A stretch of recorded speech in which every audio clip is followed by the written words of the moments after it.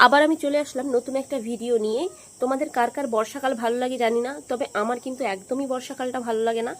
চারিদিকে জল কাদা, পোকা মাকড় পুরো ভর্তি থাকে, বাড়ি থেকে বেরোতে পারি না, জামা কাপড় শোকায় না, রোদ ওঠে না। তো বর্ষাকালটা সেজন্য আমার একদম ভালো লাগে না। কিন্তু একটা জিনিস ভালো লাগে, এই বর্ষার সময় চারিদিকে সবুজটা খুব বেশি হয়ে যায়, মানে চারিদিকে গাছপালা একদম সতেজ থাকে, তো ওইটা দেখতে ভালো লাগে। কিন্তু আর অন্য সময় বর্ষাকালটা আমার একটুও ভালো লাগে না। তো যাই হোক, কিছু করার নেই, বর্ষা শীত গ্রীষ্ম বর্ষা সবাইকে নিয়েই তো চলতে হবে, ভালো লাগুক আর নাই লাগুক। তো চলো, আমার শরীরটা ভীষণ খারাপ ছিল, কয়েকদিন ধরে জ্বর হচ্ছিল, তাই জন্য মুখে কোনো স্বাদ ছিল না। তাই আমি আমাদের গাছে কয়েকটা লেবু তুলতে গেছিলাম ভাত দিয়ে খাওয়ার জন্য।